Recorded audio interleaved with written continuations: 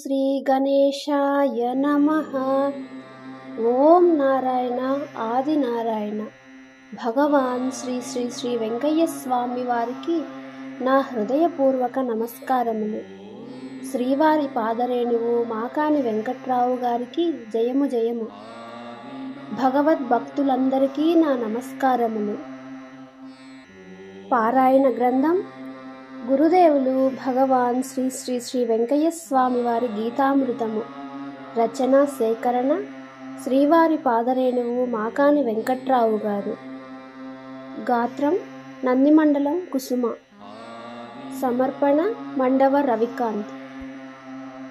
ఈరోజు మనం ముందు భాగంలో చెప్పబడిన గీతావాక్యములు 81 నుండి 191 వరకు ఉన్న వాటి యొక్క అర్థం తెలుసుకుందాం.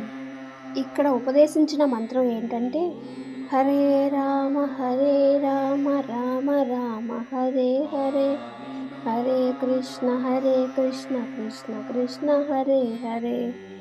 ఈ మంత్రమును జపించడం వలన జ్ఞానులకు సమస్త సుఖాలు కలిగి మోక్షము సిద్ధిస్తుంది. ఇప్పుడు మనం ఈ గీతావాక్యముల యొక్క అర్థం తెలుసుకుందాం. గురుదేవులు శ్రీ శ్రీ శ్రీ భగవాన్ వెంకయ్య స్వామి వారు అసూయ ద్వేషములను, దురాశ వ్యామోహములను జయించి ఆత్మను సంయమన చేసి పరమాత్మను తన యందు నిలుపుకొన్నవారు, అనగా సృష్టి స్థితి లయములను సాధించిన వారు, సృష్టి స్థితికి లయకారకులైనారు.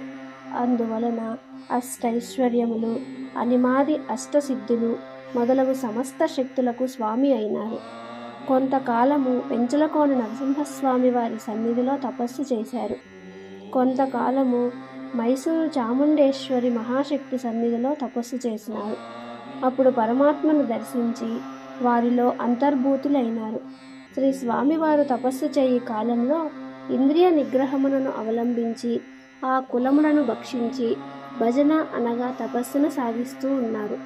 ఆ సమయంలో జాతి మత కుల భేదములను పాటించక తన వలె సర్వభూతములను గౌరవించి ఆదరిస్తూ ఉన్నారు. మాల జగ్గయ్య ఇచ్చిన ప్రసాదమును, మాల పిచ్చయ్య ఇచ్చిన ప్రసాదమును ఆరగించినారు. మంత్ర సముదాయములలో దయ అనేది మహామంత్రం. ఈ మంత్రము కల్పవృక్షం వంటిది అని గోపాలకృష్ణుడు అంటే శ్రీకృష్ణ పరమాత్మ చెప్పాడు. దయయందు సమస్త దేవతామూర్తులు నివసిస్తూ ఉన్నారు. దయ సమస్త దిక్కులు. దయ తప్ప మరొకటి మోక్షమును అనుగ్రహించేది లేనే లేదు. ఇప్పుడు మనం శ్రీ స్వామివారు బోధించిన గీతావాక్యాల్లోని కొన్ని ప్రత్యేక వాక్యాలకు శ్రీ స్వామివారు మరింత వివరణగా చెప్పారు. అవేంటో తెలుసుకుందాం. 116 మరియు 117 గీతావాక్యాలను అనుసరించి, అంటే సంవత్సరమునకు 3 పుట్లు ఏదము అంటే ఏమిటి అంటే, సంవత్సరం అనగా ఒక ప్రాణి జీవించు కాలపరిమితి. ఆ కాలపరిమితిని శ్రీ స్వామివారు కొంతమందికి ప్రస్తుత కాలాన్ని అనుసరించి 65 సంవత్సరాలుగా సూచించారు. అనగా ప్రాణికోటిలో కొంతమంది 65 సంవత్సరాలు బ్రతుకుతారు.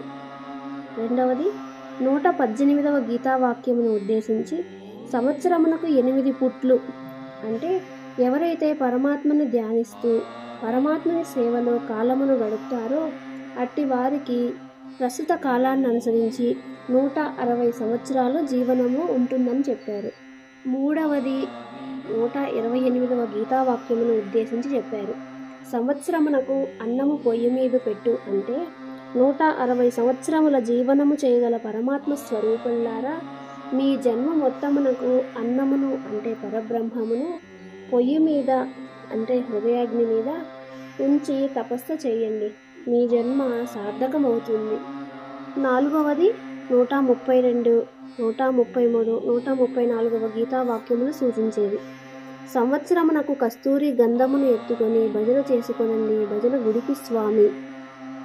ఎవరైతే పరమాత్ముని తమ శక్తి వంచన లేక ఫల పుష్పాదులతో కస్తూరి మొదలగు సుగంధ ద్రవ్యములతో పూజిస్తారో అట్టివారు ధన్యజీవులు. ఐదవది 135వ గీతావాక్యమును ఉద్దేశించినది. సంవత్సరమునకు 10,000 పుట్లు అవుతాయి స్వామి అంటే పై ధన్యజీవులకు ఆయుర్దాయము ప్రస్తుత కాలమానాన్ని అనుసరించి 2 లక్షల సంవత్సరములు ఉంటాయి. ఆరవది 137వ గీతావాక్యమును సూచిస్తుంది. సంవత్సరమునకు 8 ఊర్లు వచ్చినాయి అంటే ధన్యజీవులు తమ శక్తి సామర్థ్యములతో పరమాత్ముని అనుగ్రహము వలన 2,00,000 సంవత్సరములు 8 దేశములను లేక 8 లోకములను పరిపాలిస్తారు. 7వది 153వ గీతావాక్యమును సూచిస్తుంది. సంవత్సరమునకు 3 రోజులు నాడు ఏమి మాట చెప్పినారు అంటే ఎవరికైనా జీవితము 3 నాళ్ల ముచ్చట. ఈ ముచ్చటకు మురిసిపోవు మోహమును చెంది ముందు చెప్పిన మాటను అంటే ప్రాణుల యందు దయ కలిగి ఉండుట మర్చిపోవద్దు. కరము సుందరము అను చోట మిక్కిలి జాగ్రత్త వహించాలి, అనగా శౌర్యమును కామమును జయించాలి. 8వది 158వ గీతావాక్యమును సూచిస్తుంది. సంవత్సరమునకు 180 పుట్లకు మేము జామీను కట్టినాము స్వామి అంటే 2,00,000 సంవత్సరములు జీవించు ధన్యజీవులు జీవన గమనంలో 3,600 అంటే ప్రస్తుత కాలమాన సంవత్సరములలో సక్రమముగా జీవనము సాగుతుంది. తదుపరి 3,700 సంవత్సరములు రూపమునకు అనగా మోహమునకు దాసులై పతనముకు ప్రమాదమున్నది కనుక జ్ఞానముతో ఆ మోహమును వదిలించుకోవాలి. 9వది 167వ గీతావాక్యమును చూపిస్తుంది. సంవత్సరమునకు 300 పుట్లు అంటే ధన్యజీవులు పై మోహమునకు లోబడితే 6,000 సంవత్సరములు అనేకములైన జనన మరణాలను పొందుతుంటారు. ఆ సమయంలో మోహయుక్తుల అవుటచే మంచికి మంచి ఫలితమును చెడుకు చెడు ఫలితమును అనుభవిస్తూ జనన మరణాలను అభివృద్ధి పొందిపరుచుకుంటూ ఉంటారు. అప్పుడు తొలుత తాను ఆశించిన మోక్షమును పొందజాలడు కాబట్టి జ్ఞానముతో నిలవలసి ఉంటుంది. 10వది 162వ గీతావాక్యమును సూచిస్తుంది. మైసూరు రాజాగారు దళమునిచ్చినారు అంటే ఆ సమయమున శక్తిమాత ఆ ధన్యజీవులకు కొన్ని అమోఘ శక్తులను అనుగ్రహిస్తుంది. ఆ శక్తులకు మురిసిపోయి అజ్ఞానముతో సంచరిస్తే ధన్యజీవుల జీవన గమనమంతా బొక్కపడిపోతుంది అంటే సర్వనాశనమవుతుంది. కనుక ఓ ధన్యజీవులారా అజ్ఞానమును మోహమును వదిలి మాయను జయించండి. 11 ఈ 11వది గీతావాక్యములు 186 నుండి 191 వరకు సూచిస్తుంది. ఎంతకాలము వెంకయ్య చక్కగా ఉండునో అంతకాలము అతని భజన చేయువారికి సమస్తము సుఖమయం అవుతుంది. కాబట్టి ధన్యజీవులారా పరమాత్మ స్వరూపులారా వెంకయ్యను అనగా పరమాత్మను అయిన నన్ను మీరు మనసున నిలిపి ఏకాగ్రతతో ధ్యానము చేయండి. మీకు జ్ఞానమును ప్రసాదించి సకల సుఖాలను మోక్షమును అనుగ్రహించెదను. ఇచ్చట శ్రీ స్వామివారు సాధకులకు అడుగడుగునా ఏర్పడు బాధలను మోహములను వివరిస్తూ పరమాత్ముని ఏకాగ్రతతో శరణు కోరు వారికి ఎట్టి ఆటంకాలు కలగవు అని వారికి తప్పక మోక్షము సిద్ధించునని ఇచ్చట గురు భగవానుల వారు చెప్తున్నారు.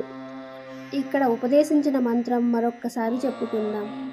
హరే రామ రామ రామ హరే హరే, హరే కృష్ణ కృష్ణ కృష్ణ హరే హరే.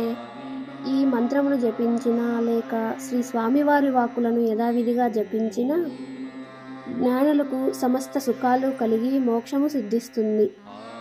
తరువాయి భాగంలో మనం గీతావాక్యములు 192 నుండి 207 వరకు చెప్పుకుందాం. ఈ భాగంలో ఉన్న మంత్రం శ్రీ స్వామివారి మాటల్లో తెలుసుకుందాం. ఓం నారాయణ ఆది నారాయణ. శ్రీవారి పాదరేణువు మాకాని వెంకట్రావు గారికి జయము జయము.